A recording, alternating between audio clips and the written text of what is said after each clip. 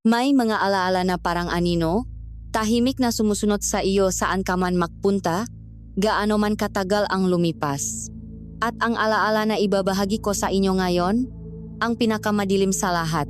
Nagsimula ang lahat sa isang maliit at tahimik na baryo, sa isang panahon kung saan ang buhay ay simple. At ang aming mundo ay umikot lamang sa aming munting pamilya.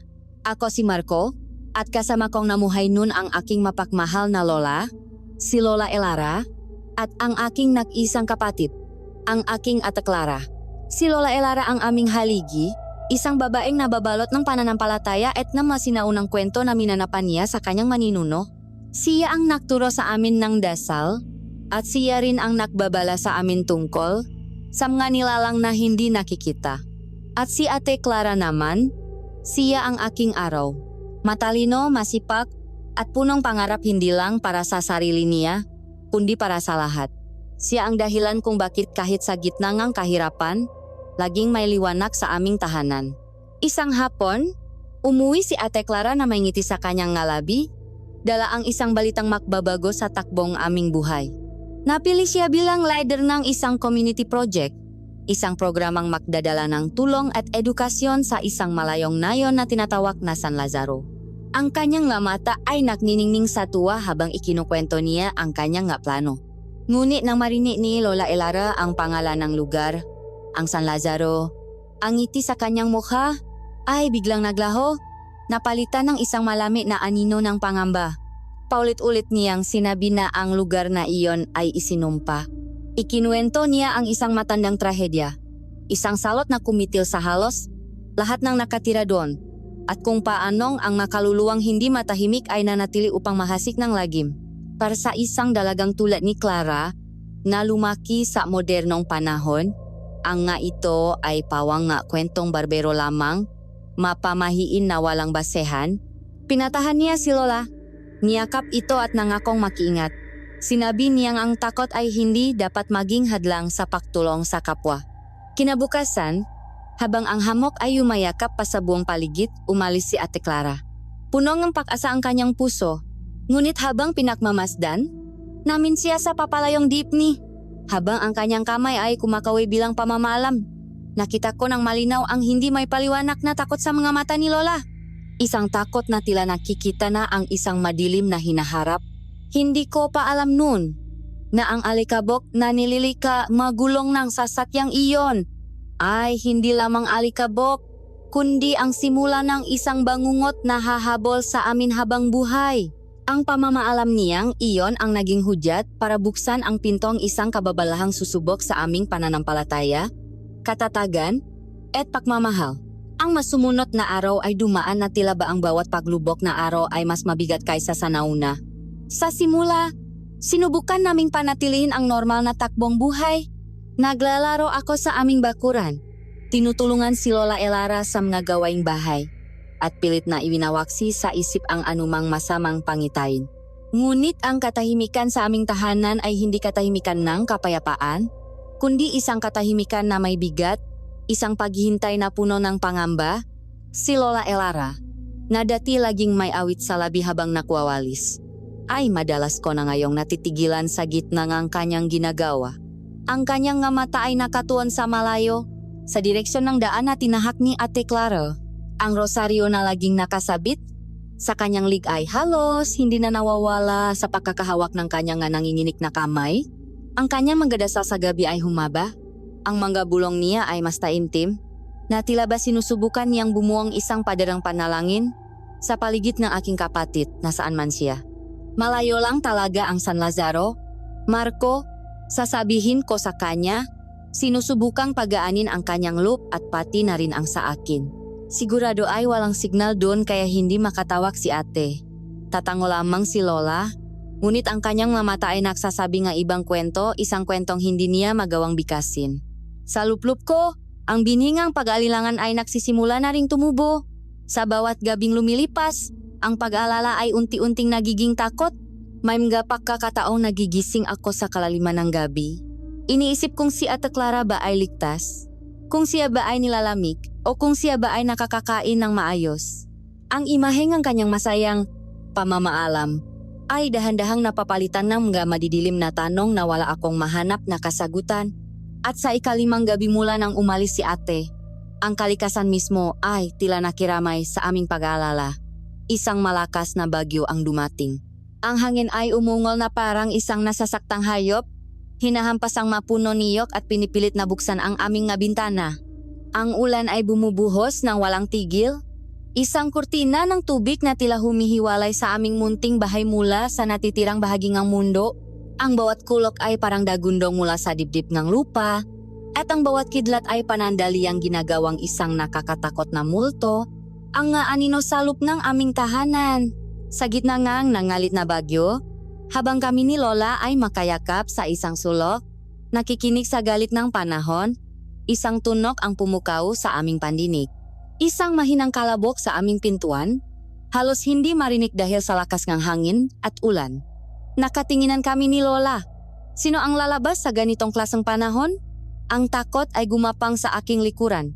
Dahan-dahan, lumapit si Lola sa pinto, may hawak na lampara, habang ako ay nakasunod sa likod niya, armado ng isang matigas na piraso ng kahoy. Sa muling pakalabok, mas malakas na ngayon at tila puno ng desperasyon, binuksan ni Lola ang pinto. Ang bumungat sa amin ay isang imahe na habang buhay kong hindi malilimutan. Isang binatilyo, basang-basa, nanginginig, at nababalot ng putik mula ulo hanggang paa. Ang kanyang damit ay gutay-gutay. Ang kanyang mamata ay nanalaki sa isang uringang takot na hindi ko pa nakikita kanino man. Isang takot na tila mas malalim at mas madilim kaysa sa takot sa bagyo. Nang makita niya kami, ang kanyang mga tuhod ay bumigay at bumaksak siya sa aming sahig. Si Leo pala, isa sa makasamahan ni Ate Clara sa proyekto. Agad kaming kumilos. Isinara namin ang pinto laban sa bagyo at binuhat namin siya papalapit sa apoy na aming sinindihan. Kumuha si Lolang kumot at mainit na sabaw. Sinusubukang ibalik ang init sa kanyang nanlalamig na katawan. Habang pinupunasan ko ang putik sa kanyang muha, nakita ko ang nagalos at sugat sa kanyang nga braso at binti, masugat na tila mula sa pagtakbo sa masukal na kagubatan. Matapos ang ilang sandali, nang medyo kumalma na siya, sinubukan niyang magsalita. Ang kanyang boses ay garalgal at paos, punong hindi may paliwanag na pangingilabot. San Lazaro, iyon ang unang salitang lumabas sa kanyang bibig. Nasaan si Clara? Nasaan ang makasama ninyo? Naalalang tanong ni Lola Elara. Habang hawak ang kamay ni Leo, umiling-iling si Leo. Ang ngaluha ay nagsimulang tumulo mula sa kanyang mamata, pumahalo sa tubig ulan sa kanyang mukha. Hindi kami dapat pumunta doon, bulong niya. May mali sa lugar na iyon, may mali sa mga tao.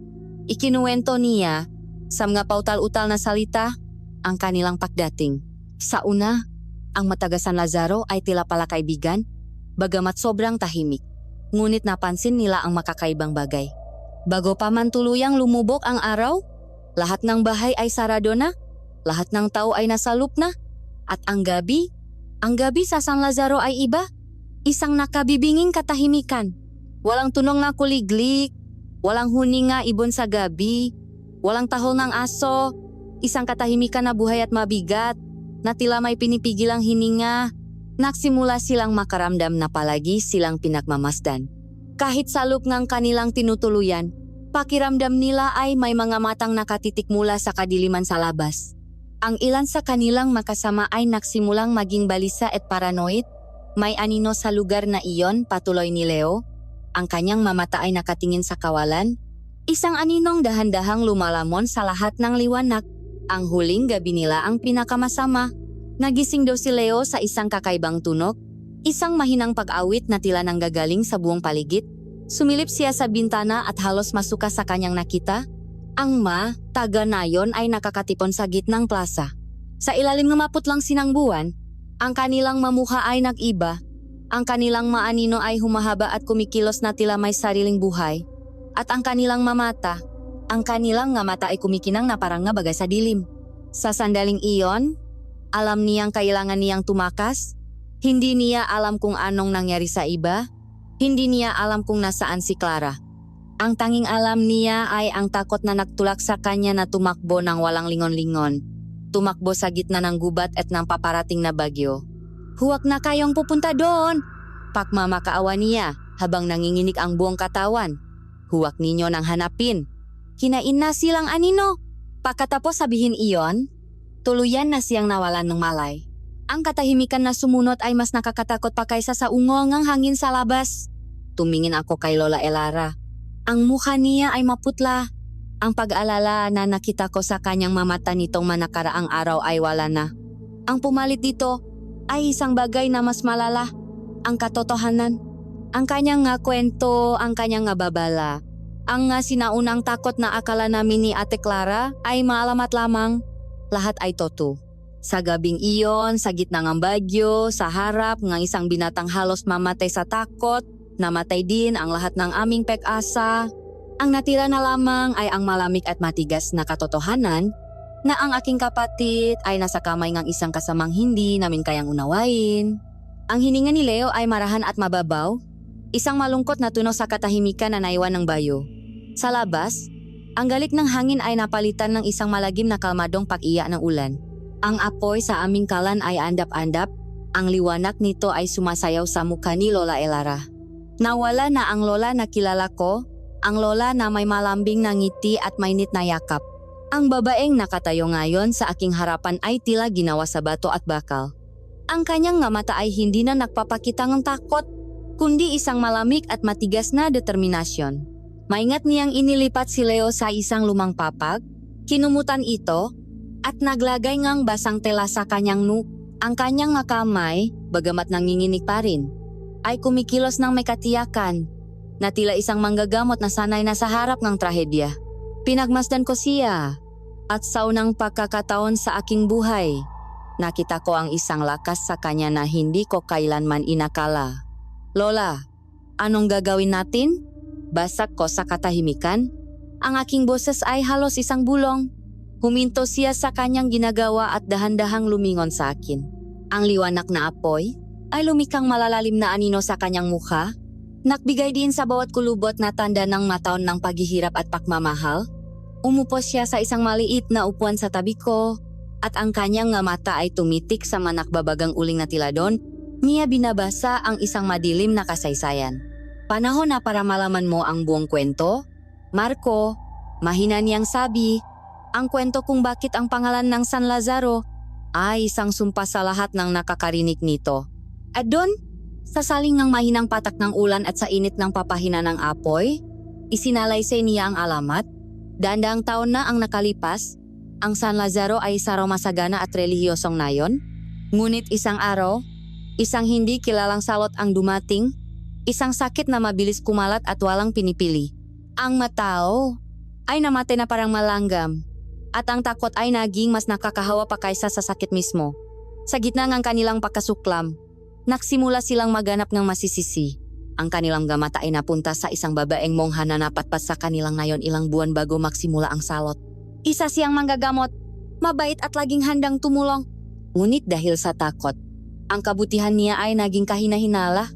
Inakusahan nila siyang isang mangkukulam, isang kampon ng dilim na nagdala ng sumpa sa kanilang lupain.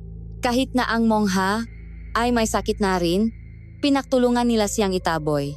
Binato, sinaktan at isinumpa, itinulak nila siya palabas ng nayon. Mag-isa at naghihingalo, gumapang siya papunta sa gilid ng gubat, at doon, sa kanyang nga huling hininga, habang nakatingin sa nayon na tumalikot sa kanya, isang hula ang kanyang binitawan. Hindi ito isang sigaw ng galit, kundi isang bulong ng matinding kalungkutan.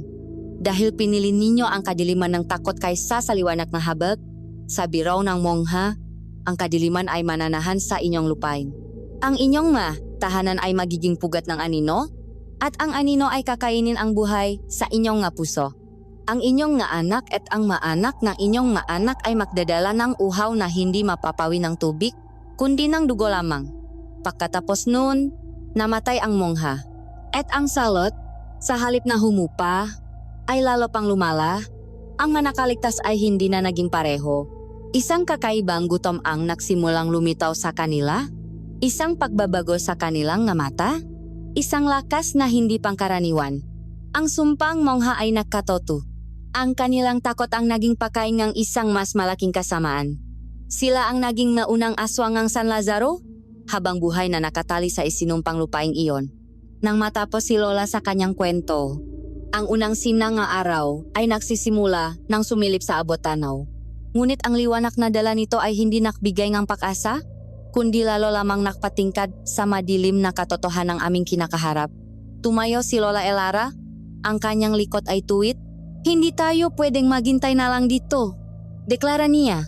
"Kakausapin ko ang kapitan. Kakausapin ko ang makalalakihan." Tao pa rin sila, Marco. May puso pa rin sila. Nakaroon ako ngang kaunting pag-asa, ngunit mabilis itong naglaho. Nang umagang iyon, pagkatapos ng bagyo, ang aming baryo ay tila bagong linis, ngunit ang hangin ay mabigat. Sinamahan ko si Lola Elara habang kinatok namin ang bawat bahay. Ang una naming pinuntahan ay ang bahayng kapitan. Nakikinig siya ng may awa sa kanyang mukha habang si Lola ay nagsusumamo. Ngunit sa huli, umiling siya. "Elara, pasensya ka na," sabi niya. Hindi makatingin ng diretso sa amin. "May sarili akong pamilya. Alam nating lahat ang tungkol sa San Lazaro. Isang kasunduan na hindi binibigkas ang huwag kailanman makialam sa lugar na iyon."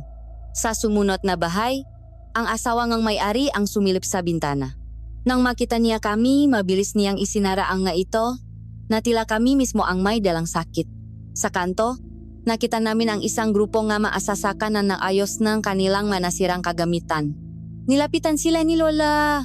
Sa una, pinagtawanan nila siya. Tinawa siyang matandang nakukwento ng katatakutan.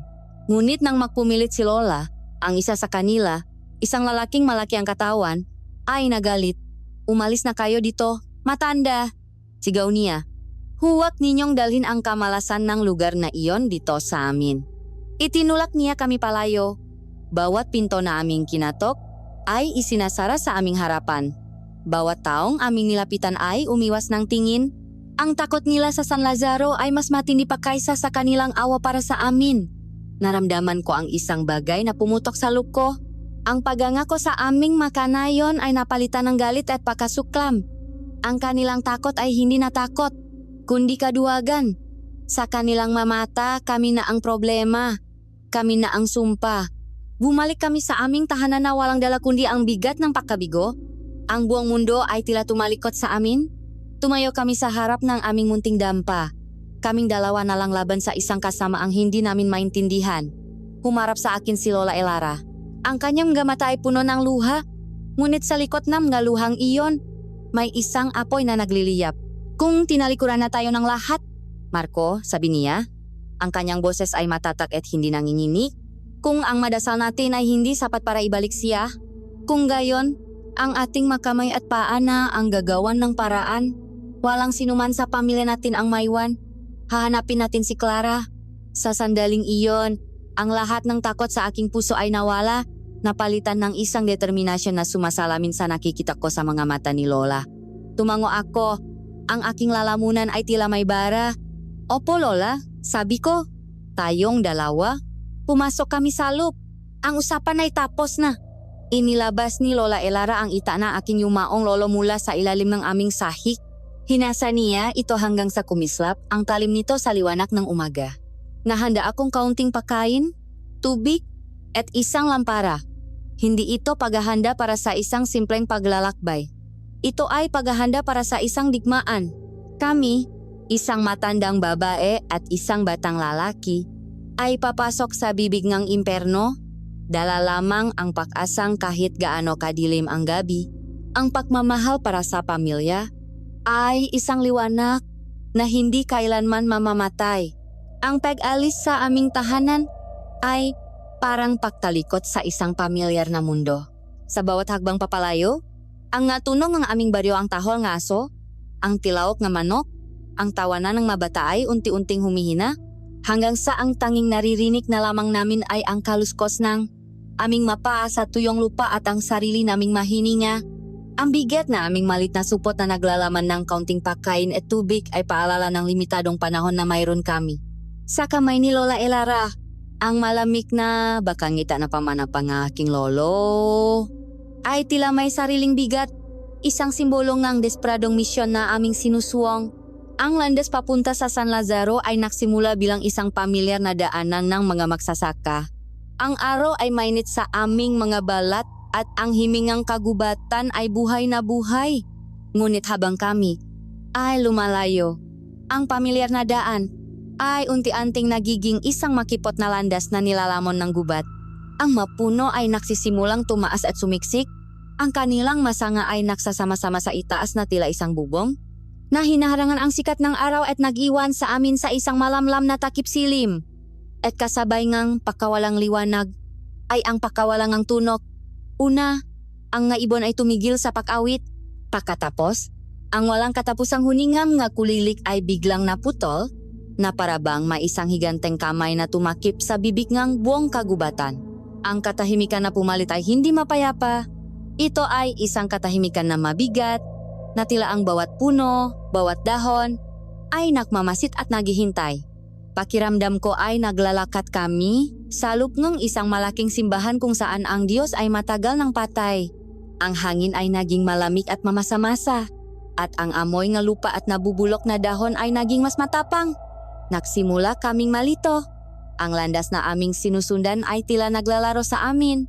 May mga pagkataong nahati ito sa dalawa ng walang anumang palatandaan, at kahit anong piliin namin, pakiramdam namin, ay bumabalik kami sa parehong lugar. Ang isang malaking punong balete na may mga ugat na parang mga ahas ay tila paulit-ulit naming nadaraanan. Nakamali ata tayo ng daan? Marco, sabi ni Lola, ang kanyang boses ay may bahit ng pagod at pag-aalala. Ngunit alam naming pareho na hindi kami nakamali. Pakiramdam namin ay ang gubat mismo ang ayaw kaming paalisin o ayaw kaming papasukin. May nakita akong makakaibang marka sa balat ng mapuno, magasgas na tila ginawang nga mahabang kuko, nakaayo sa isang pattern na hindi ko maintindihan. Sa isang bahaging landas, isang kawan ng nga uwak ang biglang lumipat mula sa isang puno sa aming harapan. Ang kanilang mahiyaw ay nakakabingi, bago muling bumalik ang nakakakilabot na katahimikan. Napahinto kami para makpahinga sa ilalim ng isa na namang malaking puno. Ang pag-asa ay nagsisimula ng maglaho sa aming nga puso. Napapalitan ng malamig na pagtanggap na kami ay naliligaw sa isang lugar na hindi kami tinatanggap.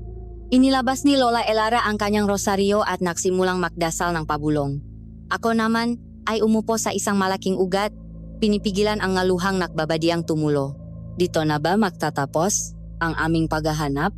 At sa gitna nga ang aming kawalang ng pag-asa, doon siya lumitaw. Hindi namin siya narinig na dumating.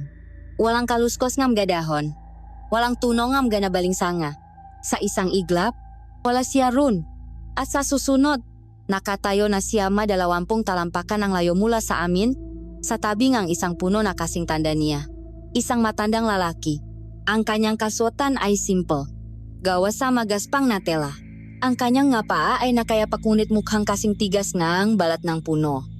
Ang kanyang mukha ay isang mapa ng 1,000 kulubot, ngunit ang kanyang tindig ay tuwid at matatag. Ngunit ang kanyang nga mata ang nakakuha ng aming pansin. Ang mayon ay mata na tila nakita na ang paglipas ng hindi mabilang na panahon, punong kalungkutan, ngunit sa gitna nito ay may isang kislap ng lakas na tila kayang tumagos hanggang sa iyong kaluluwa. Nagulat kami ni Lola. Hindi siya nagsalita agad. Pinakmasdan lang niya kami. At sa kanyang tingin, naramdaman kong alam niya ang lahat ang aming pagod, ang aming takot, at ang aming desperadong misyon. Nang sa wakas ay nagsalita siya, ang kanyang boses ay kalmado, na parang bulong ng hangin sa madahon. Ngunit malinaw at umalingaw sa katahimikan ng gubat. Ang landas na ito ay mapanlinlang, sabi niya, lalo nasam nga pusong puno ng takot. Sa isang iglap, ang pagod ni Lola Elara ay napalitan ng pag-ingat. Mabilis siyang tumayo sa pagitan naming ng matanda at itinaas ang itak. Sino ka? Tanong niya. Ang kanyang boses ay matigas. Anong kailangan mo sa amin? Isa ka ba sa manilalangang gubat na ito? Ang matanda ay hindi natinak. Ang kanyang mata ay hindi tumingin sa kumikinang natalim ng ita, kundi diretso sa mamata ni Lola. Isang bahagyang ngiti ang gumuhit sa kanyang malabi. Isang ngiti na hindi nanunuya, kundi punong pag-unawa. Ang kailangan ninyo ang mas mahalaga. Inang, sagot niya. At pagkatapos ay sinabi niya ang masalitang nagpatigil sa pagtibok ng aming mapuso. Hinahanap ninyo ang dalagang kinuhang ang dilim. Ang pangalan niya ay Clara. Nanlaki ang mamata namin. Isang malamig na kuryente ang gumapang sa aking gulugot. Paano? Paano niya nalaman? Ang hinala ni Lola ay lalong lumalim. Paano mo nalaman ang kanyang pangalan? Sigaw niya. Kampon ka ba nila? Ikaw ba ang nagligaw sa amin dito? Ang manino ay may binubulong. Mahinahong sagot ng matanda na kinilala ang sarili bilang si Kael at ako ay marunong makinig. Hindi ako ang inyong kaawe, Elara. Sa katunayan, ako lang marahil ang inyong kaibigan sa lugar na ito. Ang pagbanggit niya sa pangalan ni Lola ay lalo pang nagpagulo sa aming isipan. May kung anong kakaiba sa matandang ito. Sa kabilang aking takot, may isang bahagi sa akin na nagsasabing mapagkakatiwalaan siya. Naramdaman ko ang isang kakaibang kapayapaan na namumula sa kanya. Isang katahimikan na sumasalungat sa kasamaan ng buong kagubatan. Hinawakan ko ang laylayan ng damit ni Lola. Lola, bulong ko! Naliligaw po tayo. Baka siya na po ang sagot sa mga dasal natin. Tumingin sa akin si Lola, pagkatapos ay muling tumingin kay Lolo Kyle. Nakita ko ang pagtatalo sa kanyang mata, ang kanyang likas na pag-iingat laban sa desperadong pangangailangan para sa tulong. Alam niyang wala na silang ibang pagpipilian. Dahan-dahan, ibinaba niya ang itak, ngunit hindi niya ito isinukbit. Ang kanyang pagkakahawak dito ay nanatiling mahigpit. Sige, sabi ni Lola, ang kanyang boses ay matigas pa rin. Pangunahan mo kami. Ngunit binabalaan kita. Matanda. Sa unang senyales ng panlilinlang, itatarak ko ang itat na ito sa puso mo. Kaibigan ka man ng anino o hindi. Hindi sumagot si Lolo Kael. Tumango lamang siya ng bahagya. Pagkatapos ay tumalikot at nagsimulang maglakat at isang himala ang nangyari. Ang landas na kanina lang ay tila paikot-ikot at nakakalito ay biglang naging malinaw kung saan siya dumadaan. Ang ngasanga ay tila umiwas sa kanyang daraanan. Ang makapal na halaman ay tila yumuyuko para bigyan siya ng puwang. Nakatinginan kami ni Lola sa huling pagkakataon, isang tingin na nasasabing wala ng atrasan. At pagkatapos, buong pag-alinlangan ngunit walang ibang pagpipilian. Sinundan namin ang misteryosong matanda, papalayo sa anumang natitirang pamilyar, at papalalim sa pusot ng isang kagubatang gutom at naghihintay. Ang pagsunod kay Lolo Kael ay isang kakaibang karanasan. Ang gubat na kanina lamang ay isang kalabang naglalaro sa aming isipan ay tila yumukot sa kanyang presensya. Naglalakat siya ng may kalmadong tiwala. Ang kanyang nga nakayapak na paa ay halos hindi lumilikan ng tunok sa matuyong dahon. Hindi siya tumitigil para mag-isip kung saang direksyon tutungo. Ang kanyang bawat hakbang ay may katiyakan, na parabang ang landas ay bumubulong sa kanyang malihim nito. Pinagmasdan ko siya ng maigi. Napansin kong ang ngatini nga halamang gumagapang, ay tila umiwas sa kanyang balat. Ang ngasapot ng gagamba na humaharang sa daan, ay tila nawawala bago pa man niya marating. May mga pagkakataong humihinto siya at ikinikiling ang kanyang ulo, na tila may pinakikinggan sa katahimikan, isang bagay na hindi kayang marinig ng aming mga tainga. Si Lola Elara naman ay nanatiling alerto sa kanyang likuran. Ang kanyang nga mata ay matamang nagmamasid sa bawat kilos ng matanda. Ang kanyang kamay ay hindi bumibitaw sa puluhan ng itak. Ang kanyang pagtitiwala ay hindi pa buo. Ngunit ang pag-asang makita si Clara ang nagtutulak sa kanya na magpatuloy. Matapos ang halos isang oras pang ang paglalakbay, dinala kami ni Lolo Kael sa isang maliit na liwanag sa gitna ng kadiliman ng gubat. Isa itong munting heting gubat kung saan ang ngasinaang araw ay nagagawang tumagos. Sa gitna nito ay may isang maliit na bukal na may tubig na kasing linaw ng kristal. Ang lugar ay may kakaibang aura ng kapayapaan. Isang sagradong espasyo na tila hindi kayang pasukin ng kasamaang nakapalibot dito. Dito muna tayo magpahinga, sabi ni Lolo Kael. Kailangan ninyong lakas para sa susunod na bahagi ng paglalakbay. Nag-alangan man ay sumunod kami. Ang pagod at uhaw ay ramdam na namin. Habang umiinom kami ng sariwang tubig mula sa bukal at kumakain ng kaunting baon na bigas, hindi na napigilan ni Lola Elara ang matanong sa kanyang isipan. Matanda, simula niya. Ang kanyang boses ay seryoso. Ano ba talaga ang nilalang na kumukuha sa mataw sa San Lazaro? Hindi sila ordinaryong aswang. Hindi ba? Tumingin si Lolo Kael sa kanya. Ang kanyang mga mata ay malalim at tila naglalaman ng kalungkutan ng salibutan. Hindi nga. Sagot niya, ang manakita ninyo ay mga anino lamang. Maalagad, ang tunay na kasamaan na nananahan sa lugar na iyon ay mas matanda pa kaysa samga punong ito. Isipin ninyo ang isang sakit sa lupa, isang lason na dahan-dahang kumakalat sa mga ugat.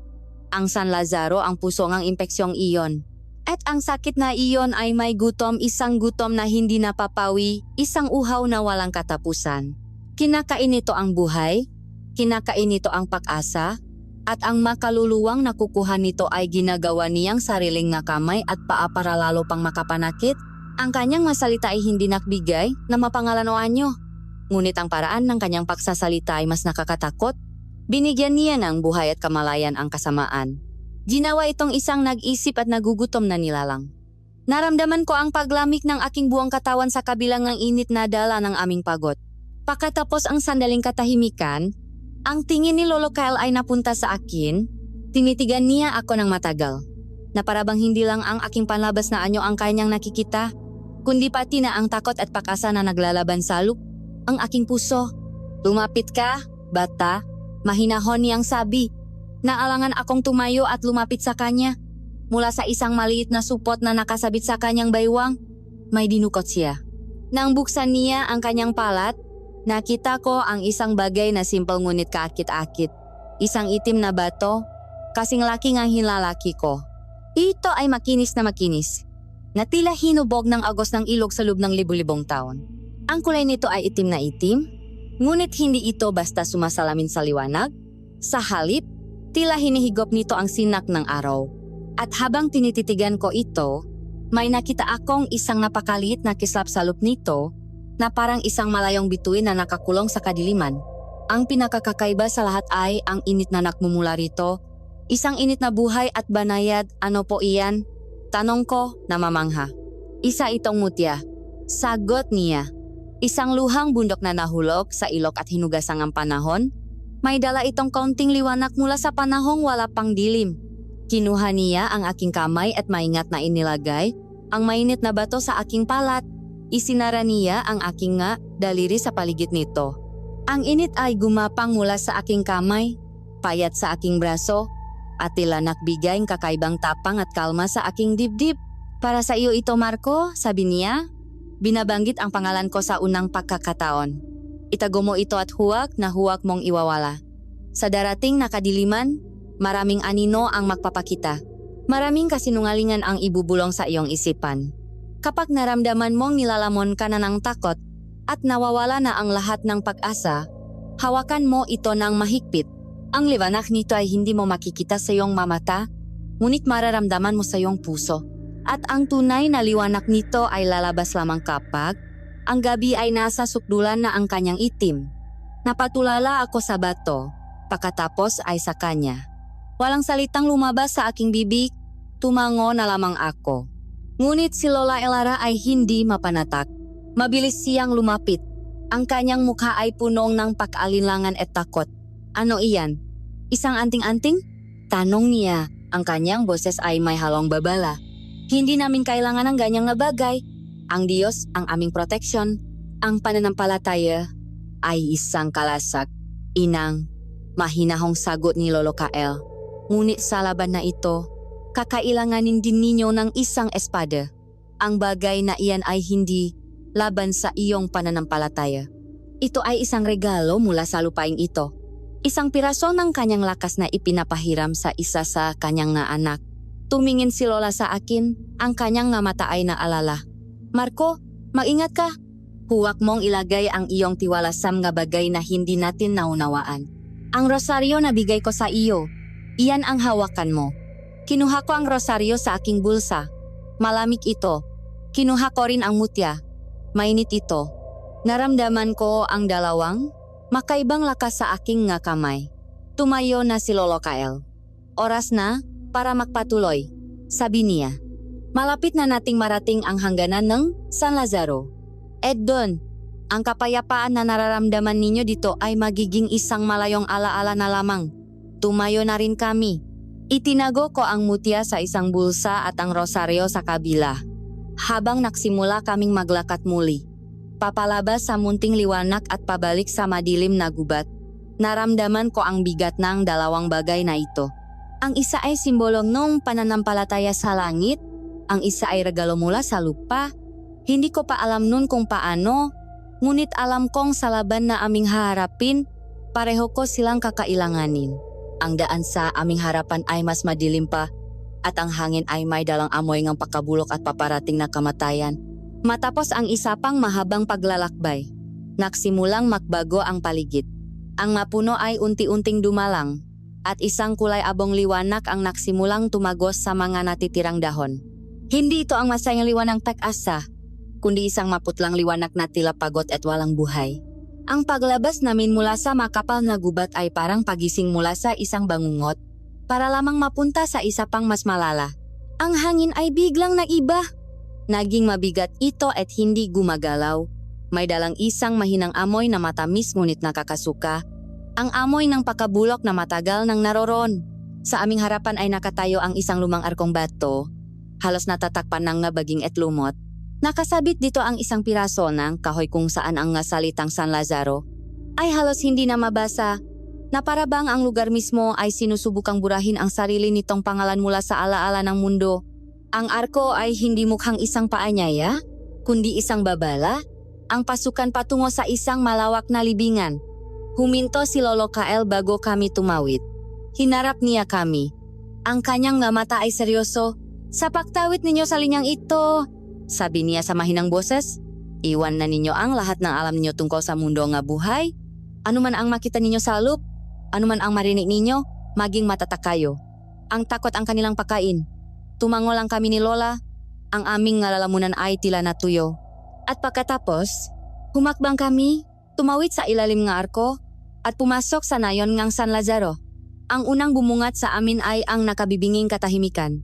Isang katahimikan na mas malalim at mas nakakatakot kaysa sa katahimikan ng gubat. Dun, mayroon pa ring pakiramdam ng buhay na nakmamasid. Dito, ang pakiramdam ay kamatayan. Walang hangin na umihip sa mga dahon ng matuyong halaman.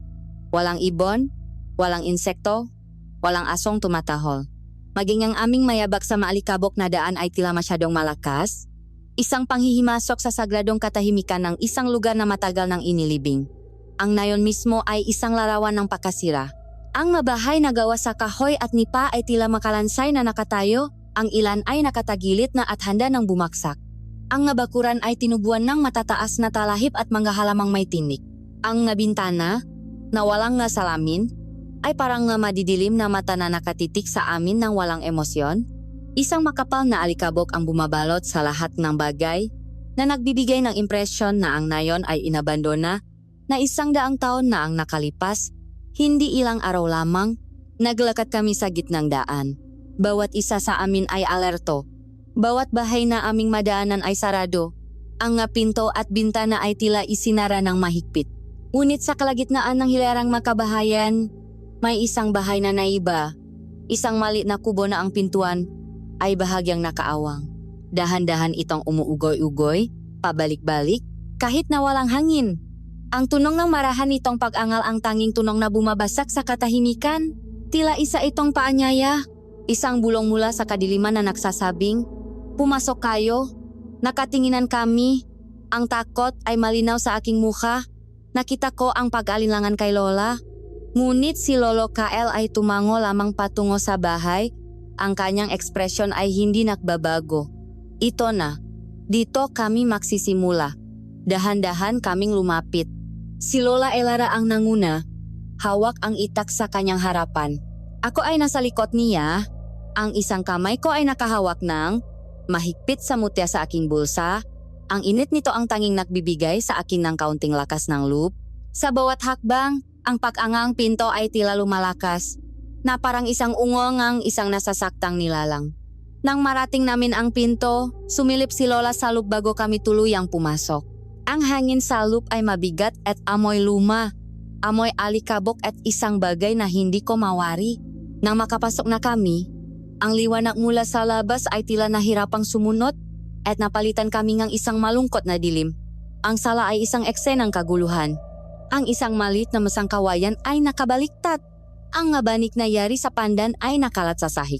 Ang isang tumba-tumba ay nakatagilit, Ngunit patuloy pa rin sa marahang pakugoy na tila may hindi nakikitang nilalang nakaupo lamang dito. May manakalat na personal na gamit sa sahig, isang pares ng sinelas, isang suklay na gawa sa sungay ng kalabaw, at isang maliit na laruang kabayo na gawa sa kahoy. Ang mga simpang bagay na ito ang nakbigay ng bigat sa trahedya. Ipinaalala nito sa amin na isang pamilya, ang dating nanirahan dito, isang pamilyang may mga pangarap at pang-araw-araw na buhay, bago ito biglang winakasan.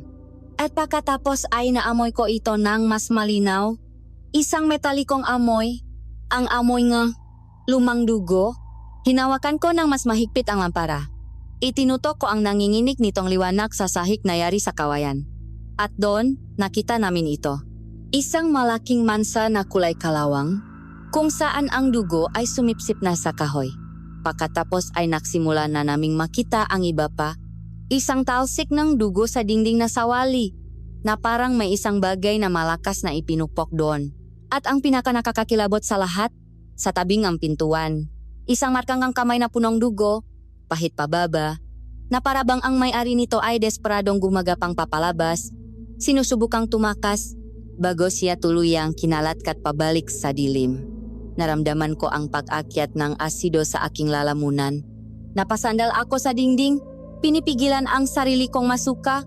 Ang kwento ni Leo ay hindi na lamang isang kwento. Ito na ang katotohanan. At ang katotohanan ay mas malala pa kaysa sa aking naisip. Tumingin ako kay Lola. Ang kanyang muka ay naging isang maskarang galit. Ang kanyang malabi ay manipis na linya.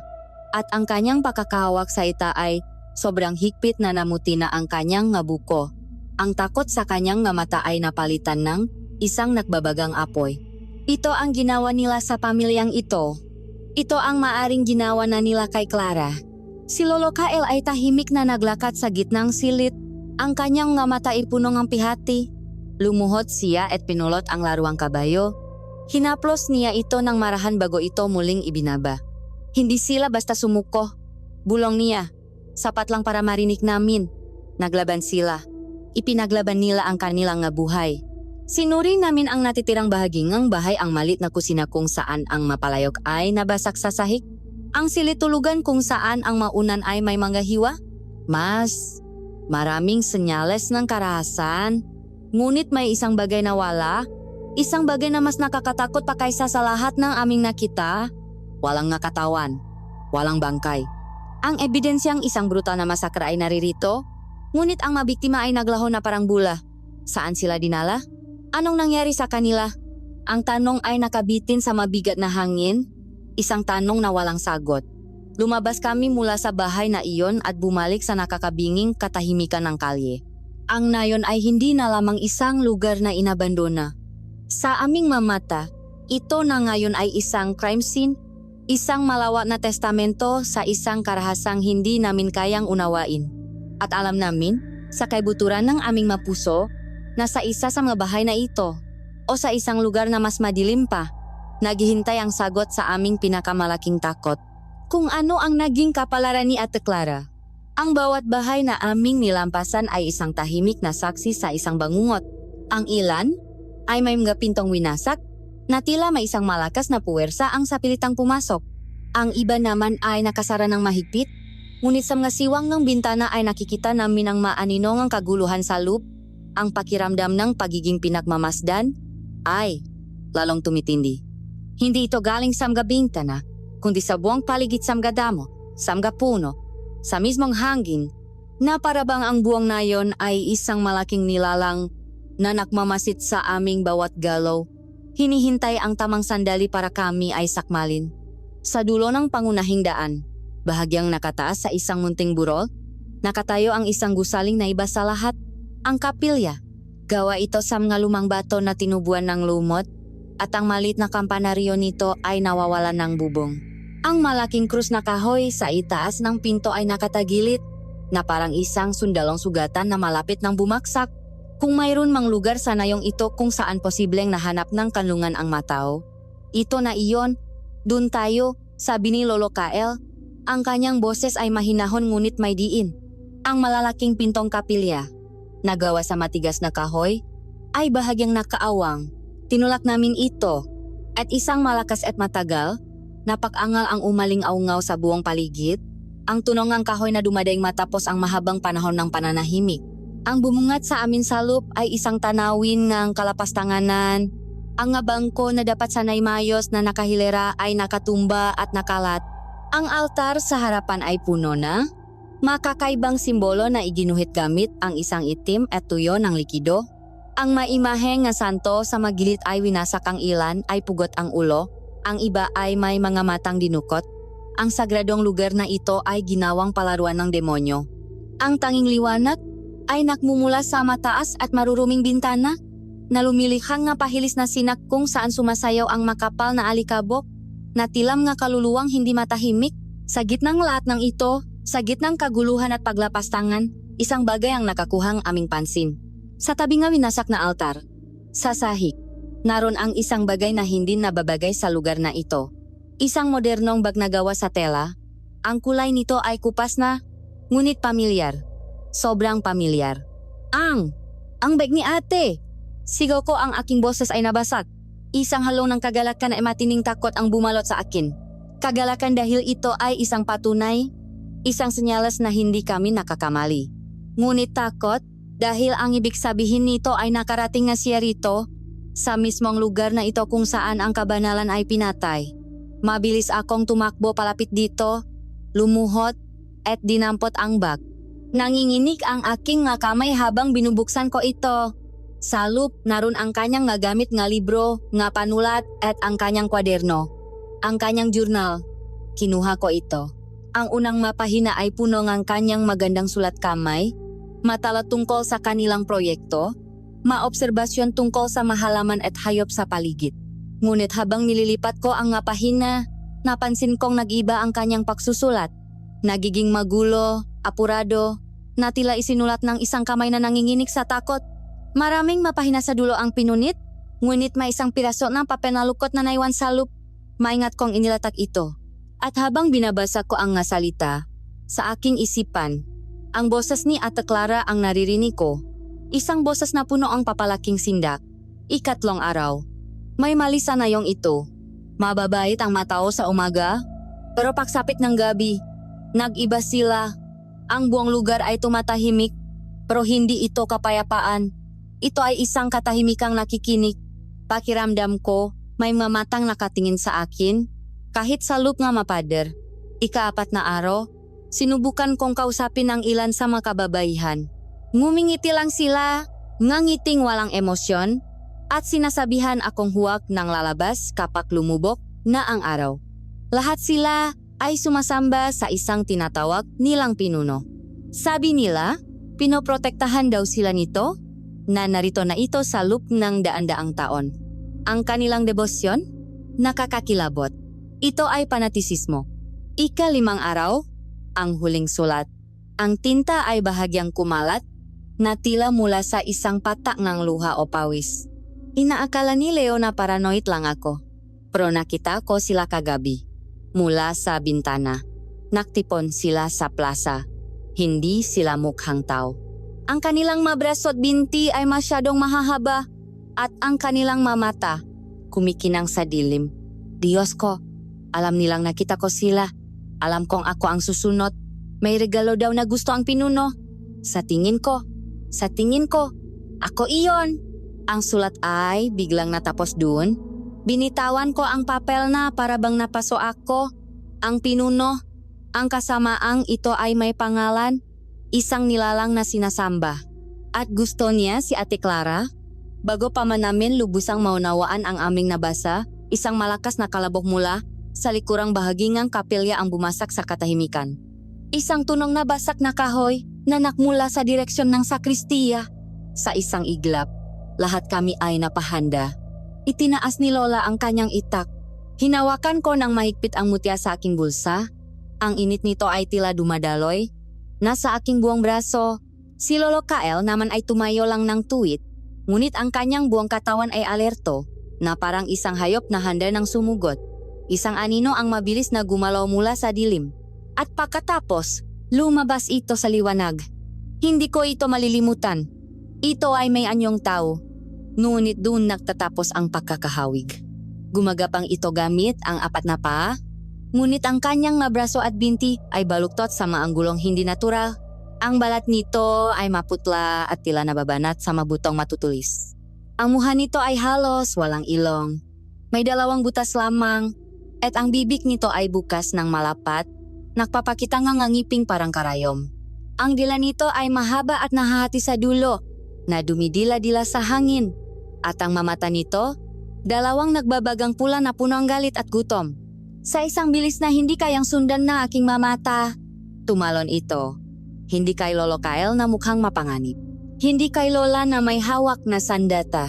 Sa akin, ang pinakamaliit, ang pinakamahina. Nagsisigaw, ako sa takot, napaatras. Ngunit alam kong huli na ang lahat. Ngunit bago pa man dumapo sa akin ang mamatutulis nitong kuko, isang anino rin ang sumalubong dito. Si Lolo Kyle. Ang kanyang pagalaw ay hindi na pagalaw ng isang matanda. Ito ay isang kidlat. Isang iglap lang. Nasa pagitan na namin siya ng alimaw. At sa kanyang kamay, may isang bagay na kumislap. Isang sandata na hindi ko nakitang dala niya kanina. Isang sinaunang patalim na may talim na palon-alon. Isang kris na tila humihigop ng liwanag at naglalabas ng sarili nitong malamlam na kislap. Hindi nakaroon ng malakas na tunog ang bakalaban sa laman. Ang tanging narinig ko ay isang mabilis na swish na sinundan ng isang nakakakilabot na tunog ng pagkapunit. Ang halimaw ay nagbugangang isang sigaw na tila galing sa impyerno, isang halongang sakit at pagkagulat. Bumagsak ito sa sahig sa aking paanan. Isang maitim at malakit na likido ang bumubulwak mula sa isang malinis na hiwa sa lek nito. Umikot-ikot ito ng ilang sandali. Ang mahahabang kuko nito ay kumakaskas sa sahig na bato bago ito tuluyang nanigas at hindi na gumalaw. Katahimikan. Napatingin kami ni Lola, hindi sa patay na nilalang sa sahig, kundi kay Lolo Kyle, ang matandang lalaki na nakayapa at may malumanay na boses ay naglaho na. Sa kanyang kinatatayuan ngayon ay isang mandirigma. Ang kanyang nga mata ay hindi na nakpapakitang awa, kundi ngang isang bakal na determinasyon na hinubong daan-daang taon ng pakikipaglaban. Ang kris sa kanyang kamay ay marahang tumutulong ang itim na dugo nga aswang. Ang katotohanan ay sumampal sa amin ng mas malakas pa kaysa sa takot. Ang aming gabay ay hindi lamang isang simpleng ermitanyo at ang aming kalaban ay hindi lamang nga kwento ng kababalagan. Sila ay totoo. Sila ay mabilis. At sila ay pumapatay. Ang gira para sa buhay ni Ate Clara ay nagsimula na. Ang katawan ng halimaw ay nagsimulang maglaho sa isang paraan na hindi natural. Hindi ito basta nabubulok. Ito ay natutunaw na parang itim na usok, nag-iwan ng isang mamasa-masang mansa sa sahig na bato at isang masangsang na amoy ng nasunok na asupre at pait. Napaurong kami ni Lola. Ang aming mamata ay nanlalaki sa pinahalong takot at pagkamangha. Ang takot ay para sa nilalang na aming nakaharap at ang pagkamangha ay para sa lalaking nagligtas sa amin. Ang katahimikan na sumunod ay mas mabigat pa kaysa sa dati. Dahan-dahang ibinabo ni Lola Elara ang kanyang itak. Ang lahat ng hinala at paalinlangan sa kanyang mamata ay nawala, napalitan ng isang malalim na pagalang na may bahid ng pangamba. Lumapit siya kay Lolo Kyle, hindi na bilang isang taong nagbabanta, kundi bilang isang taong despradong naghahanap nga sagot sa isang mundong bigla na lamang naging banyaga at punong panganib. Hindi ka isang ordinaryong tao, sabi ni Lola, hindi isang tanong, kundi isang pahayag, ang patalim na iyan, ang bilis ng iyong nga galaw. Sabihin mo sa amin ang totoo. Ano ka? At ano ang bagay na iyon? Tumingin si Lolo Kyle sa kanyang kris. Dahan-dahan niyang pinunasan ang itim na dugo mula sa talim nito gamit ang isang pirasong tela. Sa aming pakamangha, ang dugo ay tila hinihigop ng bakal, hindi nag-iwan ng kahit anong mansa, hanggang sa ang patalim ay muling kumislap na tila bago. Ang nakikita ninyo ay ang maana ng sumpa, paliwanag niya. Ang kanyang boses ay malumanay ngunit may bigat ng 1,000 taon. Sila ang mabilanggo ng San Lazaro, mga kaluluwang hindi na tao, ngunit hindi rin lubusang halimaw. Sila ang madahon at sangangang, isang mas malaking puno ng kasamaan. Ang nilalang na ito, sabi niya, sabay turo sa natutunaw na labingang aswang, ay isang tagabantay, isang mangangaso. Mabilis at mabangis, ngunit walang sariling pag-isip. Sumusunod lamang ito sa utos ng kanyang Panginoon. Ang pinuno, bulong ko. Naalala ang isinulat ni Ate Clara. Tumango si Lolo Kael. Ang pinuno. Iyan ang tawag nila sa kanya. Ngunit mayroon siyang mas luma at mas madilim na pangalan. Zagan. Isa siyang sinaunang espiritu, kasing tanda ng mabundok na ito. Dati, isa siyang espiritu ng lupa. Ngunit ang sumpa na bumalot sa lugar na ito. Ang matining galit at pihati ng matay na mongha. Ang naging lason na bumago sa kanya. Ang sumpa ang nagbigay sa kanya ng anyo at ng isang walang katapusang gutom. Sa loob ng daan-daang taon, siya ay nakakulong sa lambak na ito. Dahan-dahang pinalalakas ang kanyang sarili gamit ang takot at buhay ng sinumang mapatpat dito. Ang mataga na yon ay naging una niyang maalagat.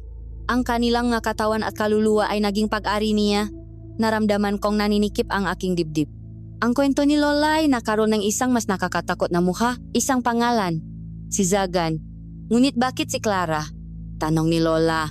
Ang kanyang boses ay nangiinik. Bakit ang apo ko? Dahil sa loop ng daan-daang taon, si Zagan ay isang hari na walang kaharian. Patuloy ni Lolo Kyle. Ang kanyang kapangyarihan ay nakakulong lamang sa mahangganan ng San Lazaro. Ngayon, gusto na niyang lumaya. Para magawa iyon, kailangan niyang isang ritual, isang sakripisyo. Ngunit hindi sapat ang ordinaryong buhay.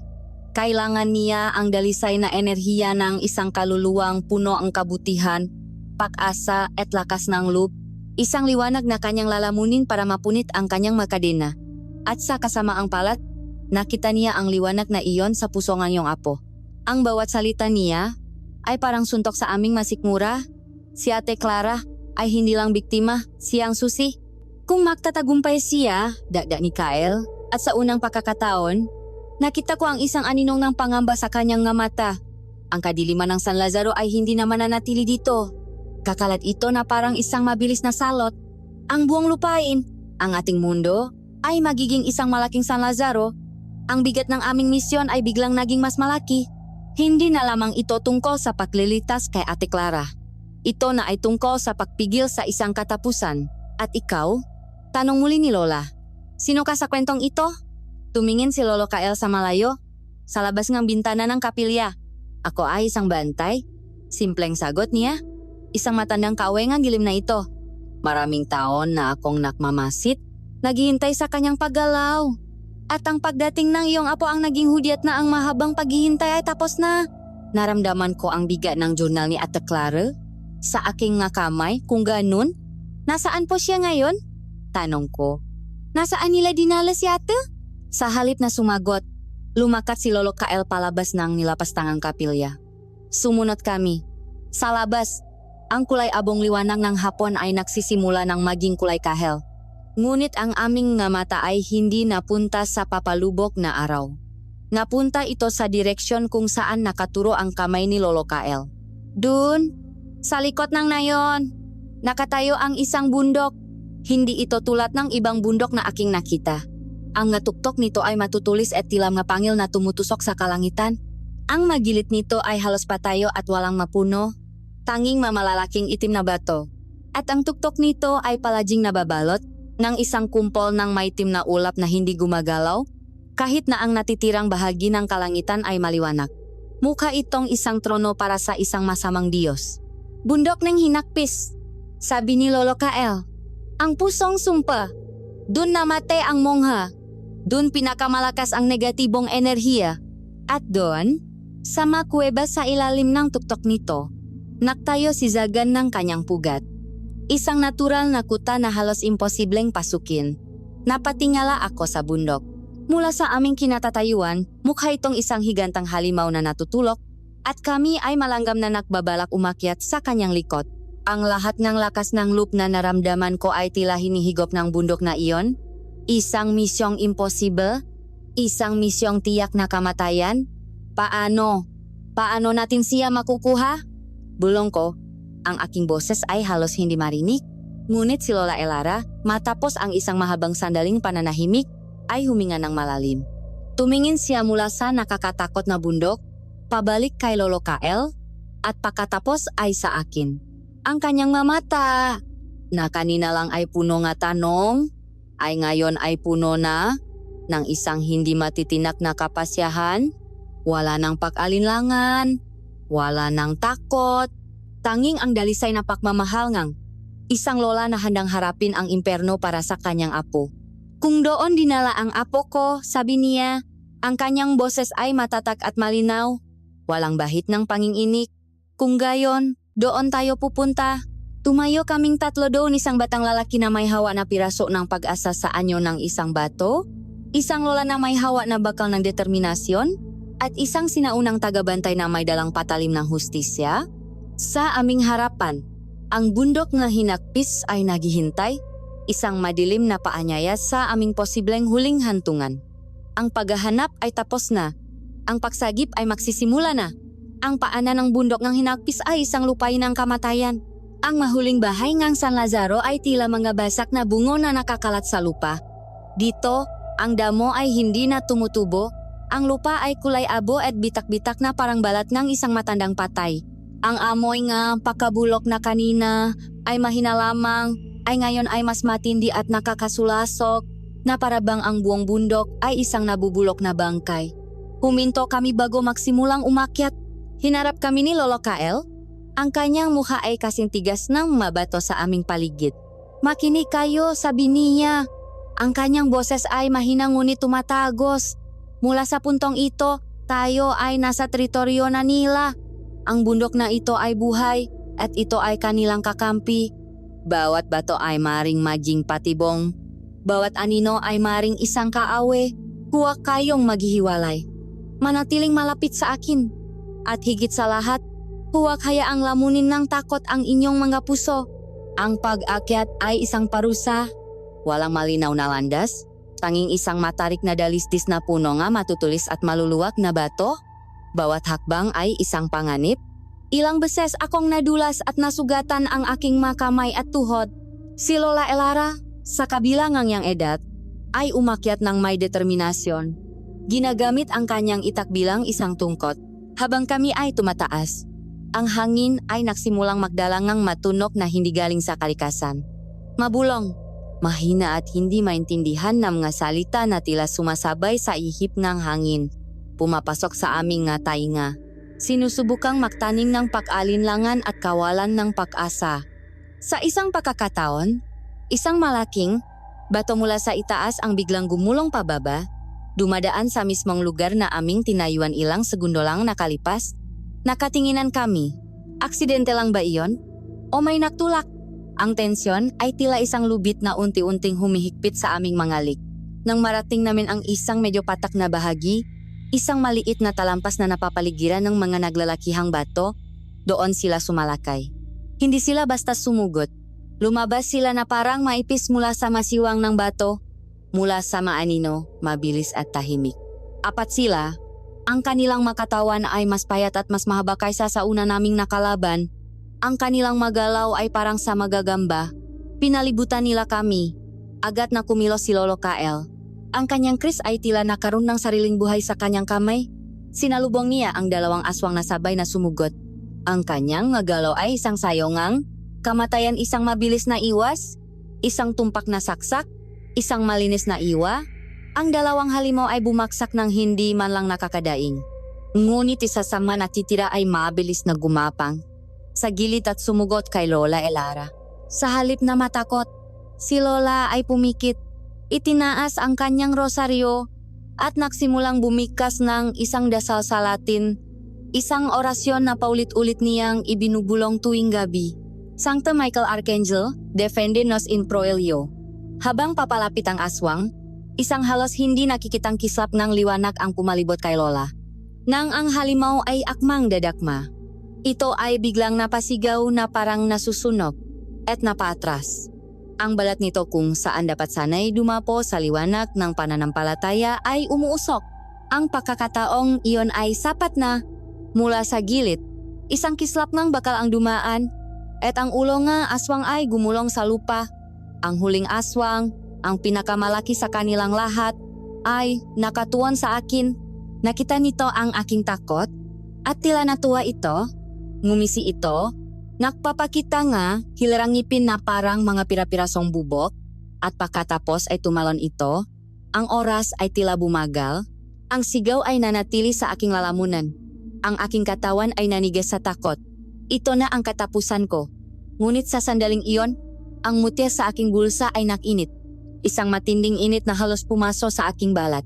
At sa aking isipan, nakakita akong isang napakaliwanag na kislap.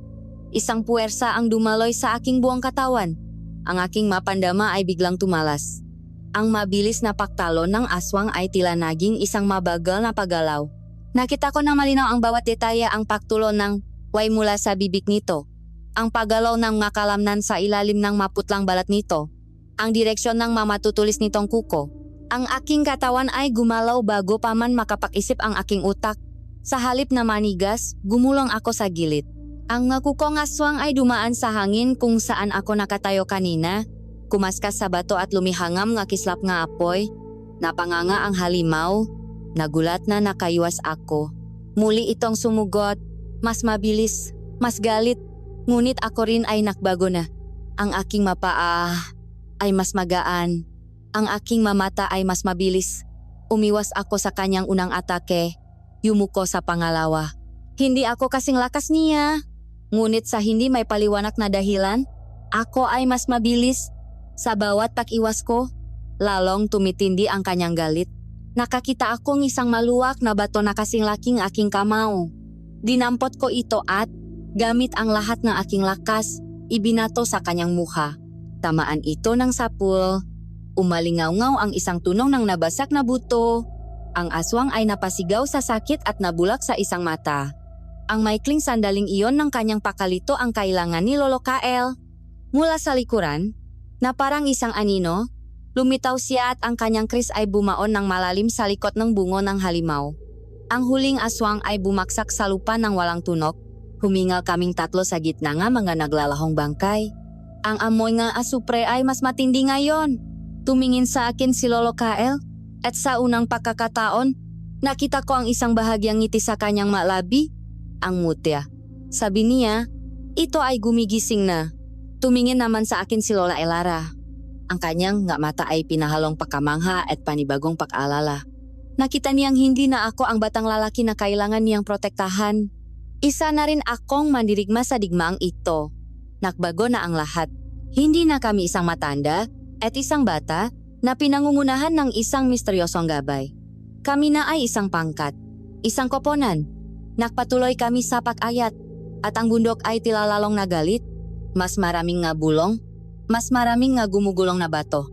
Ngunit ngayon handa na kami. Dalawa pang grupo ng nga aswang ang sumubok na tambangan kami. Ngunit ngayon, kami ay kumikilos na bilang isa. Ang maorasyon ni Lola ay ang aming kalasak. Nakbibigay ng nga sagradong puwang kung saan hindi makalapit ang mahalimaw. Ang aking bagong bilis ay ang aming pain. Nililito ko ang makalaban. Inilalayo sila sa isa't isa. At ang kris ni Lolo Kael ay ang aming espada.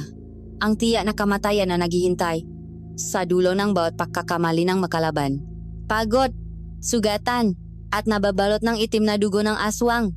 Sa wakas ay narating namin ang isang mataas na bahagi ng bundok. Malapit na sa tuktok. Ang hangin dito ay manipis at napakalamig. Mula sa aming kinatatayuan, tanaw namin sa ibaba ang kabuuan ng San Lazaro, isang pilat sa luntiang tanawin. At sa aming harapan, sa likod ng isang kurtina nga matuyo at matinik na baging, naroon ang isang madilim na butas sa gilid ng bundok. Isang kuweba, ang bibig ng halimaw. Ang amoy na nakmumula rito ay puro kasamaan. Dito nagtatapos ang aming pag-akyat. Dito magsisimula ang aming paglusop sa impyerno. Nakatayo kami sa bunganga ng kuweba, natilam nga langgam sa harap ng isang bukas na libingan. Ang hangin na nakmumula sa lupa ay nagyayelo. May dalang amoy ng basang lupa, pagkabulok, at isang bagay na mas malala, isang amoy ng purong kasamaan na tila dumidikit sa balat at pumapasok hanggang sa kaluluwa. Ang kadiliman sa loop ay hindi ordinaryo. Ito ay isang kadilimang buhay at tumitibok na parabang kami ay nakatitik sa lalamunan ng isang natutulok na halimaw. Si Lolo Kael ay humarap sa amin. Ang kanyang mukha ay seryoso sa ilalim na papalubog na araw. Ang pangunahing pasukan ay tiyak na binabantayan ng husto. Bulong niya. Ang kanyang boses ay halos hindi marinig sa ihip ng hangin. Kung doon tayo dadaan, sasalubungin tayo ng isang hukbo. Itinuro niya ang madilim na butas sa aming harapan. Pagkatapos, ang kanyang tingin ay napunta sa isang bahagi sa gilid ng bangin, mailang metro mula sa amin. Doon, sa likod ng malalaking bato at makakapal na baging, ay may isang halos hindi nakikitang siwang sa pader ng bundok. Iyan, sabi niya, iyan ang inyong daan.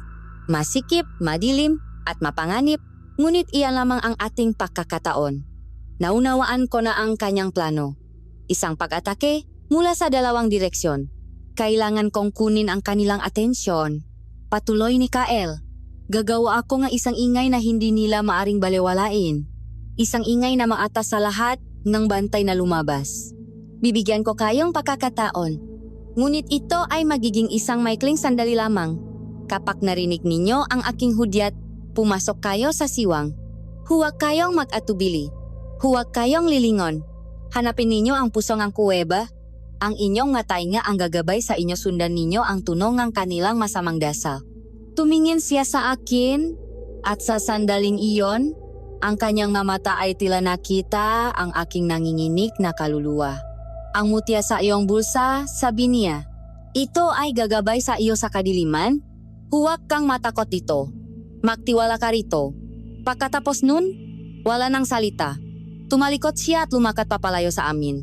Patungo sa kabilang dulo ng talampas. Tumayo siya ron. Isang maliit na silweta laban sa nakapoy na kulay ng papalubok na araw. Itinaas niya ang kanyang kris at nagsimula itong magliwanag. Sa una, ito ay isang mahinang kislap lamang. Ngunit unti-unti, ito ay lumakas hanggang sa ang buong patalim ay nagliliwanag na parang isang piraso ng buwan, isang pilak na apoy sa gitna ng kadiliman. Nagsimula siyang bumikas ng mga salita sa isang lengwaheng hindi ko maintindihan, matanda, makapangyarihan, at puno nga enerhiya. At pagkatapos, gamit ang lahat ng kanyang lakas, ibinaksak niya ang dulo ng puluhan ng kanyang kris sa batong kinatatayuan niya. Ang resulta ay hindi lamang isang tunog, isang nakakasilaw na liwanag ang sumabok mula sa puntong ang impak na sinundan ng isang dagundong na yumanik sa buong bundok. Sa kabilang bahagi ng dalistis, daan-daang talampakan mula sa amin, isang malaking bahagi ng bundok ang gumuho, isang rock slide. Ang ingay ay nakabibingi, isang pagnangalit ng milyon-milyong bato na bumabagsak sa bangin. At gaya ng inaasahan, ang pugat ng maaswang ay nagising. Mula sa pangunahing pasukan ng kuweba, umaling-aungaw ang mga nakakakilabot na sigaw ng alarma. At pagkatapos, lumabas sila 5, 6, 7 malalaking anino, mas malalaki at mas nakakatakot kaysa sa mga nakalaban namin kanina. Sila ang nga piling bantay. Mabilis silang gumalaw patungo sa direksyon ng gumuhong bato. Ang kanilang nga nagbabagang mata ay naghahanap ng kung sinumang nangahas na gambalain sila. Ngayon na! Sigaw ni Lola. Hindi na kami nagsayang ang oras. Mabilis kaming tumakbo patungo sa siwang na itinuro ni Lolo Kael. Ang pagpasok ay isang pakikibaka. Ang butas ay masikip at kinailangan naming gumapang. Salup, ang kadiliman ay ganap. Kung hindi dahil sa mutya, wala kaming makikita. Ang bato sa aking bulsa ay nagsimulang maglabas ng isang napakahinang liwanag, isang banayat na pulso ng kulay abo na ilaw, sapat lamang para makita namin ang daanan sa aming harapan. Ang lagusan ay masikip at amoy luma. Ang mga pader ay basa at madulas. Natila kami ay nasa loob ng lalamunan ng isang malaking hayop. Habang kami ay gumagapang papalalim, ang matunok mula sa labas ay nagsimulang humina, napalitan ng mabagong tunok na mas malapit at mas nakakatakot. Makaluskos mula sa maliliit na butas sa dingding, isang mahinang pakpalahaw na tila nanggagaling sa kailaliman ng lupa. At ang pinaka-nakakakilabot sa lahat, isang mahinang tunok na unti-unting lumalakas, isang ritmikong pak-awit. Isang koro ng garalgal na boses na bumibikas ng masalitang hindi para sa taingang tao. Ito ang kanilang dasal, ang tunok na aming susundan. Ang lagusan ay bumukas sa isang mas malaking kuweba. Ang tanging liwanag dito ay nagmumula sa makakaibang kabuto na nakakapit sa madingding, naglalabas ng isang nakakasulasok na berdeng ilaw. At sa liwanag na iyon, nakita namin ang nakatibayan ng kanilang nakalupitan. Matumpo ang buto sa masulok na buto nga hayop. At, mabuton tao, malinis at may mamarkang ngipin. Sa madingding ng kuweba, may maiginuhit gamit ang dugo. Malarawan ng isang malaking nilalang na may sungay na sinasamba ngang mas maliliit na nilalang na nakaluhod. Patuloy naming sinundan ang tunong ng pag-awit. Ito ay lumalakas at lumalakas. Isang monotonong himik na tila yumayanik sa hangin at gumagapang sa ilalim ng aming nga balat. Sa wakas, narating namin ang dulo ng isang lagusan na bumubukas sa isang mataas na bahagi ng isang napakalaking kuweba. Maingat kaming nagtago sa likod ng isang malaking bato at sumilip sa ibaba. Ang aking hininga ay napigil sa aking lalamunan. Ang kuweba sa ibaba ay kasinlaki ngang isang katedral na itinayo sa impyerno. Ang kisame nito ay nawawala sa kadiliman, kung saan ang nanaglalakihang stalactite ay nakabitin na, parang nga pangil. Dosa-dosa ng masulo na nakasaksa sa mga pader ang nagbibigay ngang isang nakniningas at gumagalaw na liwanag na lumilikang manaksasayaw na anino. Ang sahi ng kuweba ay puno nga aswang. 50, marahil 100. Ang kanilang nga anyo ay iba-iba, ang ilan ay malit at hukot, ang ilan ay malaki at matipuno. Ngunit lahat sila ay isa sa kanilang ginagawa. Sila ay umaawit, ang kanilang makatawan ay marahang umuugoy sa sali ng kanilang masamang himno. Sa mismong gitnang kuweba, nakatayo ang isang malaking blokeng bato, isang monolit na kulay itim at tila mamantika na humihigop ng liwanag ng masulo, ang altar. At sa ibabong altar, nakahiga ang isang pamilyar na anyo, si Ate Clara. Nakasuot siya ng isang simpleng puting damit na isang maliwanag na tuldok ng kawalang malay sa gitna nga lahat ng kadiliman. Siya ay walang malay, ang kanyang mukha ay maputla at ang kanyang dibdib ay marahang tumataas at bumababa. Sa tabi ng altar ay nakatayo ang isang nilalang na naiba sa lahat. Mas matangkat ito, nakasuot ng gutay-gutay na itim na balabal. Sa kanyang kamay, hawak niya ang isang seremonyal na punyal na gawa sa itim na obsidian, kumikinang sa liwanag ng apoy. Ito ang kanilang mataas na pari, ang berdugo. Hinawakan ni Lola Elara ang aking balikat. Ang kanyang makuko ay bumaon sa aking balat. Ang kanyang mukha ay isang maskara ng purong pangingilabot. Naramdaman ko ang pag-akyat ng galit sa aking dibdib, isang galit na napakainit na halos hindi ko makontrol. Ngunit kasabay nito ay ang isang ganap na kawalan ng magawa. Napakarami nila, at kami ay 2 lamang. Sa ibaba, ang mataas na pari ay itinaas ang obsidian na punyal. Ang pag-awit ng maaswang ay biglang lumakas, umabot sa isang sukdulan, isang dagundong na ang kasamaan na pumuno sa buong kuweba. Ang ritual ay magsisimula na, at kami, nakatago sa dilim ay nga walang magawang manonot sa paparating na kamatayan ng aking kapatid. Ang punyal na gawa sa itim na bato ay tumas. Ang liwanag ng mga sulo ay kumislap sa matalim nitong gilid. Ang pag-awit ng mga aswang ay umabot sa sukdulan, isang dagundong na tila yayanik sa mapundasyon ng bundok. Sa itaas ng altar, si Ate Clara ay isang inosenteng tupa na malapit ng katayin. Sa aming taguan, ang oras ay tila huminto.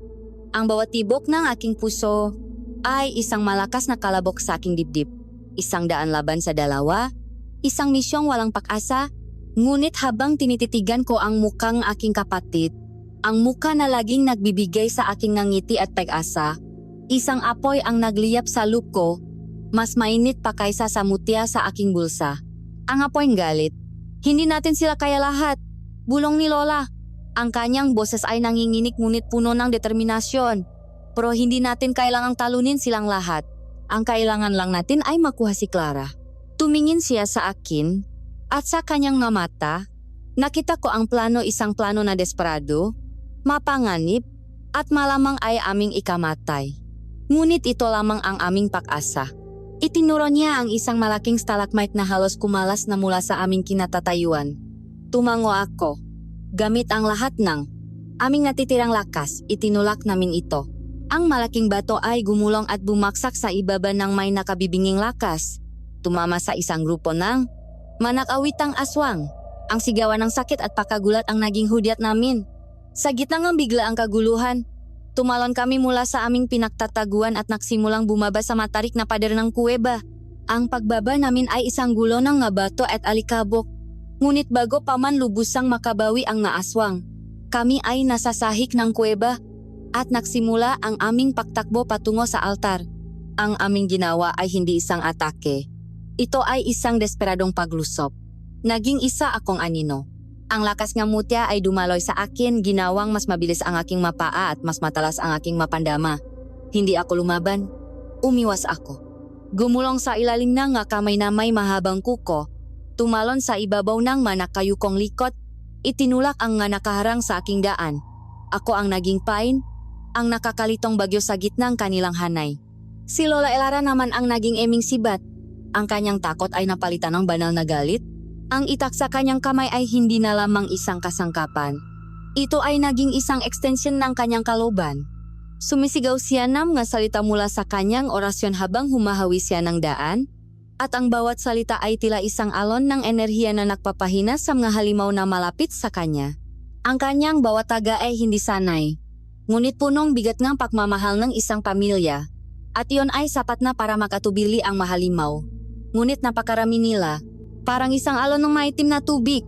Sinubukan nila kaming lamunin. Naramdaman ko ang paghila sa aking nga paa, ang makuko na kumakaskas sa aking likod. Ngunit sa tuwing akala ko ay katapusan na, isang liwanag mula sa pananampalataya, ni Lola o isang biglaang bilis mula sa mutya, ang naglilita sa akin. Sa wakas pagod at sugatan, narating namin ang pana ng itim na altar. Ang mataas na pari, na nagambala sa kanyang ritual, ay humarap sa amin ng may pagsimangot.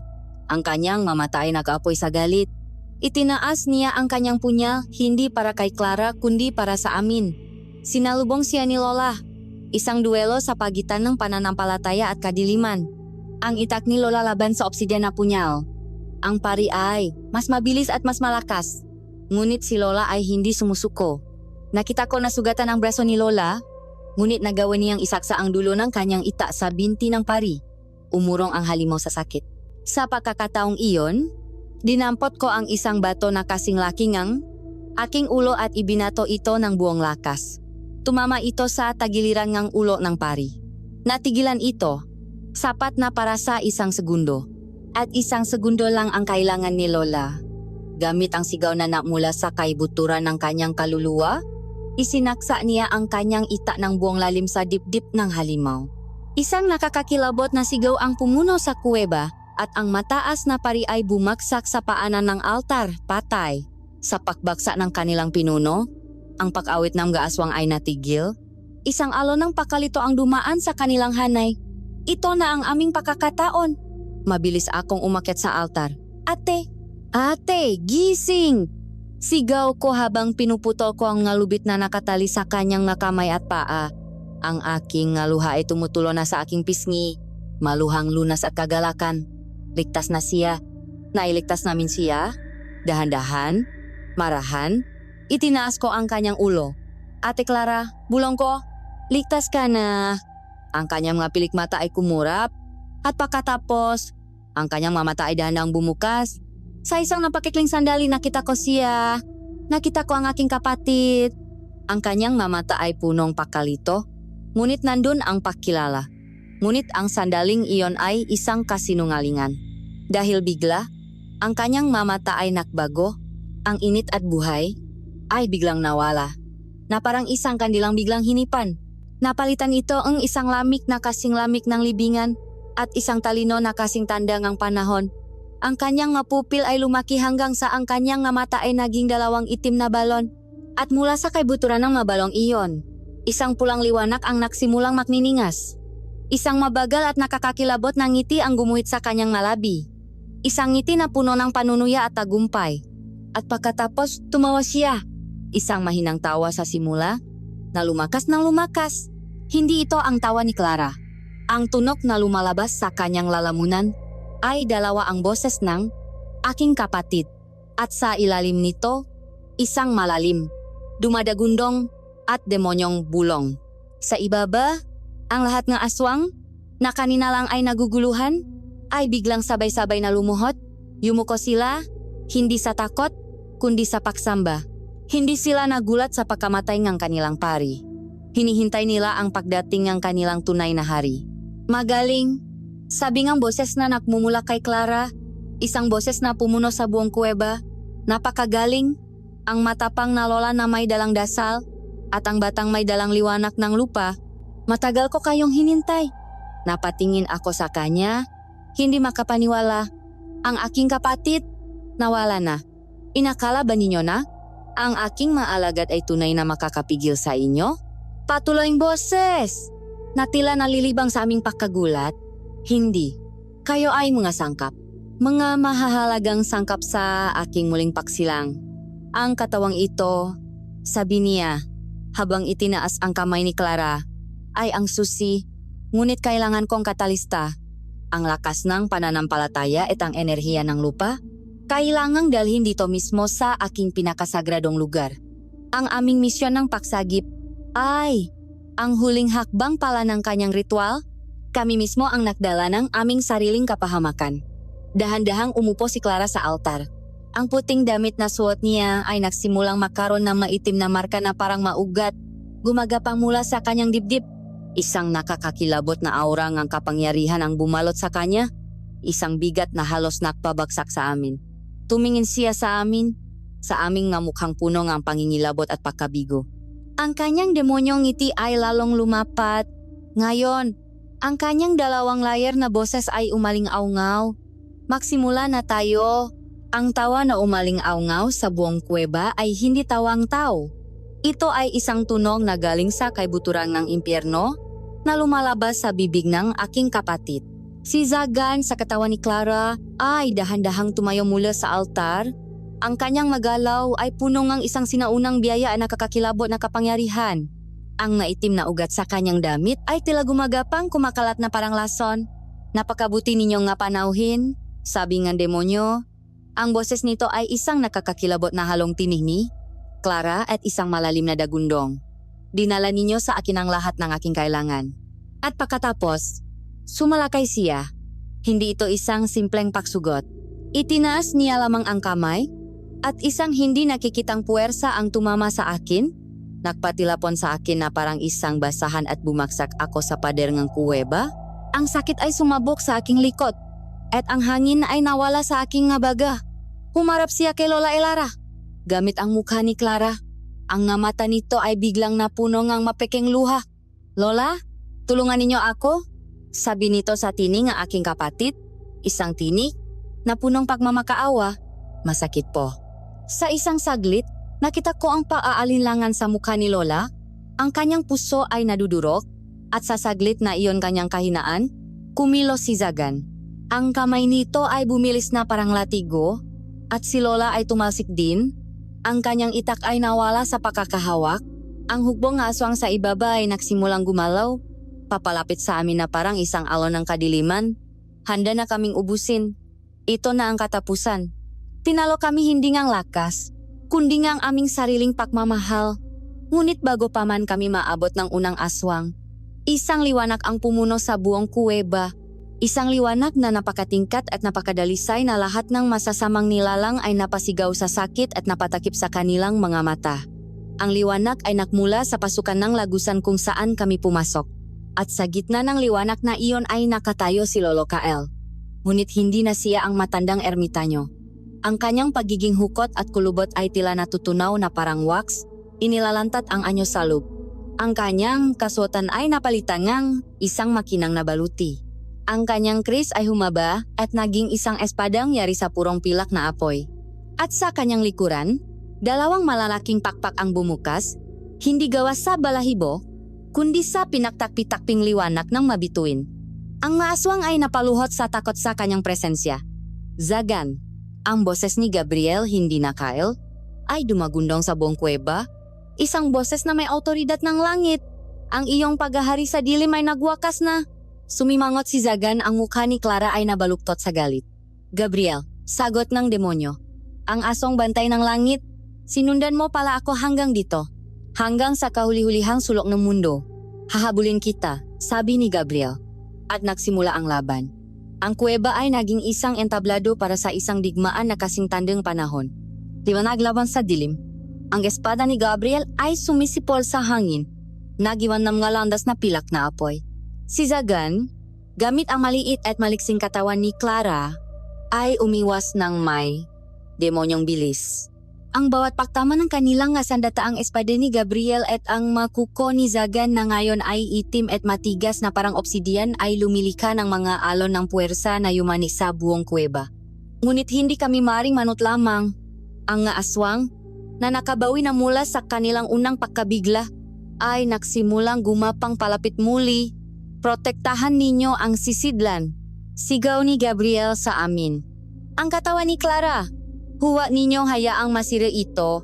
Naintindihan namin, ito na ang aming huling tungkulin. Tumakbo kami ni Lola papunta sa gitna. Bumuong isang maliit na depensa sa paligid ng naglalabang anghel at demonyo. Ginamit ko ang aking bilis para guluhin ang papalapit na aswang. Hinagisan ko sila ang bato, itinutulak, ginugulo ang kanilang paksugot. Si Lola naman, muling dinampot ang kanyang itak at rosaryo, at buong tapang na hinarap ang sinumang makalusot. Ang kanyang madasal ay naging isang sigawng digmaan. At sa paligid namin, isang malit na bilog ng lupa ang tila nagliliwanag, nagsusunog sa pangang sinumang aswang na magtangkang pumasok. Sa gitna ng lahat, ang laban sa pagitan ni Gabriel at Zagan ay umabot sa sukdulan. Sa isang mabilis na kilos, nagawa ni Gabriel na paikutin ang demonyo at itinara ang kanyang espada sa sahig, na ikinulong ang paa ni Zagan. Bago pa man makakilos ang demonyo, inilagay ni Gabriel ang kanyang pala sa noo ni Clara. Sa ngalan ng liwanag na nagbigay sa iyo ng buhay, inutusan kita. Lumayas ka sa katawang ito. Isang nakakasilaw na haligi ng puting apoy ang bumalot kay Clara. Isang sigaw na hindi. Galing sa isang nilalang ang umalingaw-ngaw. Isang sigaw ng purong paghihirap at galit. Isang itim na anino, isang hugis na puno ng sumisigaw na mamuka, ang sapilitang hinila palabas mula sa dibdib ni Clara. Sa isang iglap, ang anino ay sinunong banal na apoy, naglaho na parang alikabok sa hangin, ang liwanag ay nawala. Ang katawan ni Clara, na ngayon ay malaya na, ay bumaksa sa sahi na parang isang manikang pinutulan ng tali. Tumakbo ako palapit. Niyakap ko siya. Ate, tapos na! Ligtas ka na! Ngunit hindi siya gumagalaw. Walang tibok ng puso, walang hininga. Sa kanyang dibdib may isang itim na marka, isang sugat na hindi pisikal kundi espiritual. Ang pagpapatalsik kay Zagan ay masyadong marahas. Ang kanyang kaluluwa ay nasira. Nanalo kami ngunit sa huli, natalo pa rin. Ang aking nga sigawng tagumpay ay naging nga hagulgol ng pihati. Lumapit si Gabriel. Ang kanyang anyo ay bahagyang kumukupas, ang kanyang lakas ay nabawasan. May isang paraan, sabi niya. Ipinakita niya ang mutya sa aking bulsa. Ito ay isang luha ng bituin. Isang sisidlan ng purong enerhiya ng buhay. Magagamit ko ito upang pagilumin ang kanyang kaluluwa. Ngunit ang kapangyarihan nito ay nakatali sa mundong ito, at ako ay nakatali dito. Kapag ginamit ko ito, ang aking koneksyon dito ay mapuputol, at kailangan kong bumalik agad. Ang mutya ay mawawala magpakailanman. Walang pakalinlangan. Gawin po ninyo, sabi ko. Ang maluha ay umagos sa aking mapisngi. Ibalik ninyo siya sa amin. Kinuha ni Gabriel ang mutya. Nagliwanag ito nang napakatingkat sa kanyang palat. Maingat niyang inilagay ito sa dibdib ni Clara sa ibabaw ng itim na marka. Ang bato ay tila natunaw at naging purong liwanag na dahan-dahang pumasok sa kanyang balat. Ang kulay ay bumalik sa kanyang mapisngi. Ang kanyang madaliri ay gumalaw. At pagkatapos, huminga siya ng malalim. Isang hiningang nagpabuhay muli sa pag-asa sa buong kuweba. Ang kanyang mamata ay bumukas lito. Pagod, ngunit ito na ang mamata ng aking kapatid. Ang anyo ni Gabriel ay lalo pang kumupas. Ang tunay na liwanag, bulong niya sa akin, ay hindi namumula sa mamutya o sa langit. Namumula ito sa pagmamahal na handang magsakripisyo. Alagaan mo siya. At sa isang huling kislap ng liwanag, siya ay naglaho. Umalis kami sa isinumpang lugar na iyon. Dala-dala si Clara na walang anumang alaala sa nangyari. Iniwan namin ang San Lazaro at ang bundok ng hinakpis sa kanilang walang hanggang katahimikan. Lumipas ang maraming taon. Naging normal ang aming buhay. Si Lola Elara ay payapang pumanaw sa kanyang pagtanda. Si Clara ay naging isang matagumpay at masayang babae. Ang kanyang ngatawa ay muling pumuno sa aming tahanan. Ang lahat ay naging isang malayong bangungot na lamang. O iyon ang aking inakala. Isang gabi, habang pinakmamasdan ko siyang nakatayo sa tabi ng bintana, nakatingin sa papalubok na araw, lumingon siya at ngumiti sa akin, ang kanyang pamilyar at mapagmahal na ngiti. Ngunit sa isang iglap, isang napakaikling iglap na halos inakala kong imahinasyon ko lamang, may nakita ako sa kanyang mata. Sa kaibuturan nito, isang kislap ng isang sinauna, malamig at pulang liwanag. Nawala ito kasing bilis ng paglitaw nito. Napalitan muling ang init na kilala ko. Ngunit nakita ko ito, at hanggang ngayon, sa bawat araw na lumilipas, dala ko ang tanong, nailigtas ba talaga namin siya ng buo? O mayroon bang isang napakalit na piraso nga nino na naiwan sa loob, natutulog, nakmamasit, at naghihintay?